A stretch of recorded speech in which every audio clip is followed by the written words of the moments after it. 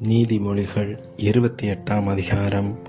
ஒருவனும் தொடாதிருந்தும் துன்மார்க்கர் ஓடிப்போகிறார்கள், நீதிமான்களோ சிங்கத்தைப் போல தைரியமாயிருக்கிறார்கள். தேசத்தின் பாவத்து நிமித்தம் அதன் அதிகாரிகள் அநேகராயிருக்கிறார்கள். புத்தியும் அறிவும் உள்ள மனுஷனாலே அதன் நற்சீர் நீடித்திருக்கும். ஏழைகளை ஒடுக்குகிற தரித்திரன் ஆகாரம் விளையாதபடி வெள்ளமாய் அடித்து கொண்டு போகிற மழையைப் போலிருக்கிறான். வேத பிரமாணத்தை விட்டு விலகுகிறவர்கள் துன்மார்க்கரை புகழுகிறார்கள். வேத பிரமாணத்தை கை கொள்ளுகிறவர்களோ அவர்களோடே போராடுகிறார்கள். துஷ்டர் நியாயத்தை அறியார்கள், கர்த்தரை தேடுகிறவர்களோ சகலத்தையும் அறிவார்கள்.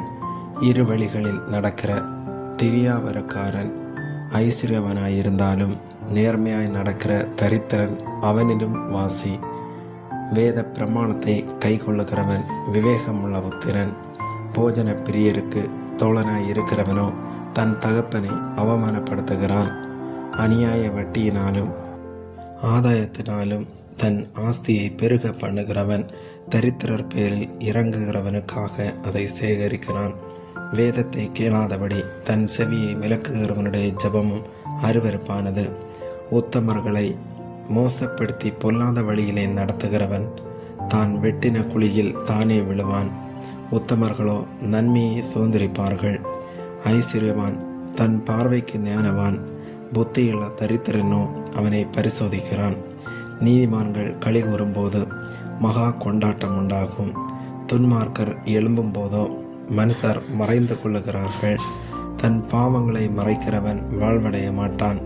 அவைகளை அறிக்கை செய்து விட்டு விடுகிறவனோ இரக்கம் பெறுவான். எப்பொழுதும் பயந்திருக்கிறவன் பாக்கியவான். தன் இருதயத்தை கடினப்படுத்துகிறவனோ தீங்கில் விழுவான். ஏழை ஜனங்களை ஆளும் துஷ்ட அதிகாரி கர்ச்சிக்கும் சிங்கத்துக்கும் அலைந்து திரிகிற கரடிக்கும் ஒப்பாயிருக்கிறான். பிரபு புத்தியீனனாயிருந்தால் அவன் செய்யும் இடுக்கண் மிகுதி. பொருள் ஆசையை வெறுக்கிறவன் தீர்க்க ஆயுசை பெறுவான். இரத்த பலிக்காக ஒடுக்கப்பட்டவன் குழியில் ஒழிக்க ஓடி வந்தால் அவனை ஆதரிக்க வேண்டாம். உத்தமனாய் நடக்கிறவன் ரட்சிக்கப்படுவான். மாறுபாடான இருவழியில் நடக்கிறவனோ அவற்றில் ஒன்றிலே விழுவான். தன் நிலத்தை பயிரிடுகிறவன் ஆகாரத்தால் திருப்தியாவான். வீணரை பின்பற்றுகிறவனோ வறுமையால் நிறைந்திருப்பான். உண்மையுள்ள மனுஷன் பரிபூரண ஆசீர்வாதங்களை பெறுவான். ஐஸ்வர்யவனாகிறதற்கு தீவிருக்கிறவனோ ஆக்கினிக்கு தப்பான். முகதாட்சணியம் நல்லதல்ல. முகதாட்சியம் உள்ளவன் ஒரு துண்டு அப்பத்துக்காக அநியாயம் செய்வான். வன்கண்ணன் செல்வனாகிறதற்கு பதறுகிறான். வறுமை தனக்கு வரும் என்று அறியாதிருக்கிறான். தன் நாவினால் முகஸ்துதி பேசுகிறவனை பார்க்கிலும் கடிந்து கொள்ளுகிறவன் முடிவில் அங்கீகாரம் பெறுவான். தன் தகப்பனையும் தன் தாயையும் கொள்ளையிட்டு அது துரோகமல்ல என்பவன் பால் கடிக்கிற மனுஷனுக்கு தோழன். பெருநெஞ்சன் வழக்கை கொழுவுகிறான். கர்த்தரை நம்புகிறவனோ செழிப்பான்.